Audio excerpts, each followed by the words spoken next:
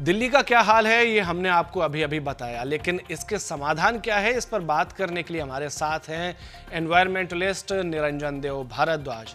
निरंजन, कई सारे देश विदेश में अपने वक्तव्य देते रहते हैं, कई विदेशी पार्लियामेंट्स में भी अपने भाषण दे चुके हैं, किताब लिख चुके हैं, जाने माने टेडेक्स स्पीकर हैं। निरंजन, बहुत बहुत स्वागत है आपका हमारे साथ चर्चा में जुड़ने के लिए।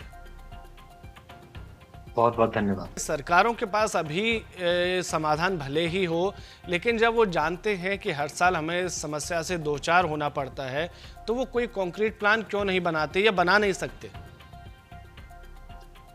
नहीं, बिल्कुल कॉन्क्रीट प्लान जैसा आप बता रहे हैं सिद्धार्थ जी, बना भी है, जीआरईपी बना हुआ है, और बस उसके इम्प्लीमेंटेशन में कहीं ना कहीं मुझे लगता है कि हम स्थिर पड़ जाते हैं।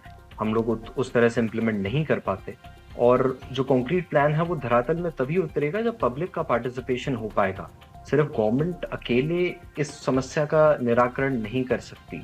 जैसे जो सबसे बड़ा जो एयर पोल्यूशन की प्रॉब्लम आई थी, वो ग्रेट स्मॉग आया था लंदन में 1952 में। उसमें विजिबिलिटी तो इतनी कम हो गई थी कि जो हमारे थिएटर्स थे लंदन में, वहां पे ये कहा गया कि सिर्फ आगे की 4 रोज तक आपको दिख पाएगा। लेकिन उसके बाद जब लंदन की गवर्नमेंट ने क्लीन एयर पोल्यूशन प्लान बनाया 1956 का, और उसको इम्प्लीमेंट किया धीमे धीमे, तो मेरे ख्याल में बहुत अच्छे रिजल्ट्स आए। इसके लिए हमें 24/7 काम करना बहुत जरूरी है, 12 मंथ्स ईयर काम करना बहुत जरूरी है। अभी कोई पराली का सस्टेनेबल सॉल्यूशन है आपकी नजर में? सिद्धार्थ जी, एक सॉल्यूशन जो है वो हमारे ही देश में, छत्तीसगढ़ राज्य में एक मॉडल है छत्तीसगढ़ का, जिसे हम गोधन मॉडल कहते हैं जी। और उस मॉडल ने कुछ हद तक ये पराली की समस्या को सॉल्व करने का बहुत अच्छा प्रयास किया है। इसमें सरकार और फार्मर्स दोनों कोलैबोरेटिव अप्रोच के साथ मिलके काम करते हैं। 5 एकड़ का एक प्लॉट लेती है जो छत्तीसगढ़ की गवर्नमेंट है वो, और जो सारा पराली है, जो क्रॉप रेसिड्यू है, वो फार्मर्स से उनके खेत में जाके सरकार लेती है। उसको वो पराली दान कहते हैं, और वो लेके उस पूरी क्रॉप रेसिड्यू को लेके आते हैं, उस 5 एकड़ के जो प्लॉट है उसमें उसको डालते हैं, काउडंग को मिक्स करते हैं, बहुत सारी चीजें उसमें डालते हैं और एक ऑर्गेनिक फर्टिलाइजर बनाते हैं। और एक आंकड़ा मैं आपको बताना चाहूंगा, एक रिसर्च के द्वारा ये निकला था कि हर 35 मिलियन टन जो पराली के होती है, उसमें से 21 मिलियन टन हाई ग्रेड का ऑर्गेनिक फर्टिलाइजर बनाया जा सकता है। लेकिन इसके लिए वही बात है कि सरकारों को और हमारे किसानों को और हम सब लोगों को साथ में मिलकर इस समस्या के लिए आगे बढ़ना पड़ेगा। ये देखा जाए तो दिल्ली में ऐसी कोई एग्रीकल्चरल लैंड है नहीं। मेनली जो पोल्यूशन है वो आसपास के राज्यों से आता है, हरियाणा, यूपी और पंजाब में अभी मैं बीते दिनों जब रिपोर्ट पढ़ रहा था, तब तक एक दिन में 2000 जगह पराली जलाई गई। हरियाणा में यही आंकड़ा 1000 के पार रहा। तो क्या रहता है कि हर बार ये दोनों जगह राज्य सरकारें उतने ठोस कदम नहीं उठा पाती? देखिए, उसके लिए वही सबसे जरूरी बात जो है वो ये है कि हमें सरकारों को साथ साथ फार्मर्स को भी अवेयर करना पड़ेगा। हमें एक ऐसा प्लान बनाना पड़ेगा जिसमें हम उनकी भी बात सुने। एक इंक्लूसिव प्लान बनाने की जरूरत है, और किसानों के साथ सरकारों को बहुत स्ट्रिक्ट मॉनिटरिंग करनी पड़ेगी। मेरे हिसाब से अगर ड्रोन कैमरास के थ्रू आप मॉनिटरिंग करें कहाँ पराली जलने के हॉटस्पॉट हैं, उनको आइडेंटिफाई किया जाए और उनसे बात की जाए। किसी भी चीज का सोल्यूशन हम ये नहीं कह सकते कि एक बहुत बड़ा फाइन इम्पोज कर दिया जाए उन फार्मर्स पे या किसी पे, लेकिन उनको समझा के, बता के, और ये बता के कि आपकी ही पराली को हम एक उचित दाम में खरीद सकते हैं, और उसका एक बहुत अच्छा यूटिलाइजेशन हम एक फर्टिलाइजर के तौर पे आपको कम पैसे में वापस मुहैया करा सकते हैं।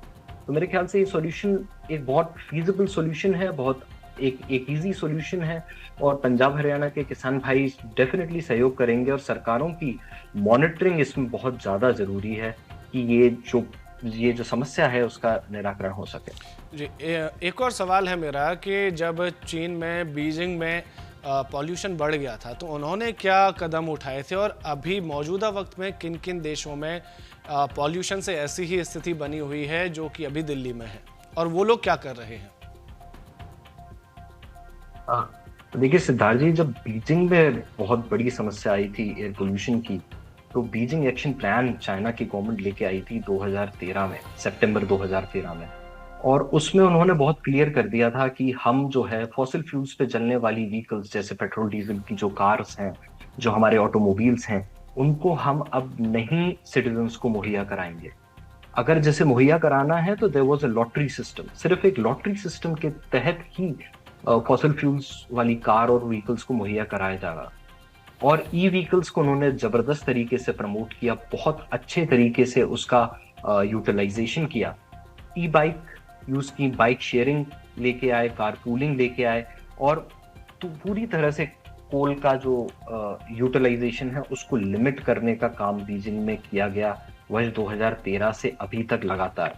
और ये एक बहुत अच्छा प्लान था, डेफिनेटली थोड़ा बहुत अच्छा कुछ स्तर तक सक्सेसफुल भी हुआ है, उसके रिजल्ट्स भी काफी पॉजिटिव आए हैं। एक आखिरी सवाल और है मेरा इसी मुद्दे से जुड़ा हुआ कि हम बड़े शहर की बात कर रहे हैं, खासकर दिल्ली की, वो इसलिए क्योंकि यहाँ पर मीडिया जो है एक्टिवली रिपोर्ट करता है चीज़ों को। कई सारे छोटे शहर हैं, ये प्रश्न मैं पहले भी कई बार अलग अलग एनवायरमेंटलिस्ट से पूछ चुका हूँ और आपसे भी पूछ रहा हूँ कि जो छोटे शहर हैं उनमें भी दिन प्रतिदिन प्रदूषण का स्तर बढ़ता जा रहा है। तो वहाँ पर अभी दिल्ली जैसी स्थिति बनी नहीं है, लेकिन ये ना बने इसके लिए वहाँ का जो प्रशासन है उसको क्या क्या कदम उठाने होंगे और क्या क्या करना होगा? सिद्धार्थ जी, जो जब आप मुझसे बात कर रहे हैं, मैं ग्वालियर में बैठा हुआ हूँ और इस समय ग्वालियर का एयर क्वालिटी इंडेक्स, जो ग्वालियर का सेंट्रल प्लेस है महाराजवाड़ा, वहाँ पे 313 AQI का है। तो आप समझ सकते हैं कि कितनी ज्यादा पोल्यूशन की स्थिति यहाँ भी है, वेरी पुअर कैटेगरी में आ रहा है। लेकिन बात वहीं पे आती है, अवेयरनेस की कमी।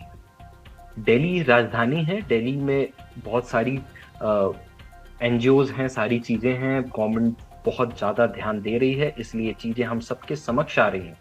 ग्वालियर, मेरठ, आगरा की आपने रिपोर्ट की, और भी जो छोटे शहर हैं वहां पे एयर पोल्यूशन, वाटर पोल्यूशन बहुत बड़ी समस्या बढ़ती जा रही है।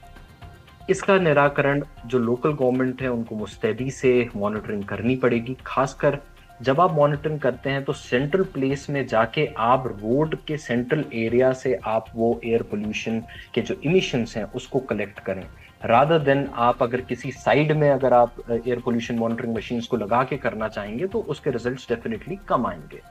वैसे भी 313 जो मैंने बताया, एक छोटे शहर की AQI बहुत ज्यादा हार्मफुल है, वेरी पुअर कैटेगरी में है।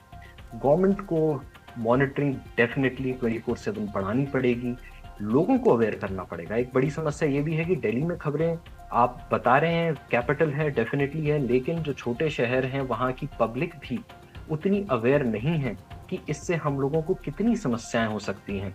एक आंकड़ा है Indian council of medical research का 2019 का, उसने कहा, उनके द्वारा ये कहा गया कि भारत में 1.67 मिलियन डेथ हुई हैं एयर पोल्यूशन से वर्ष 2019 में।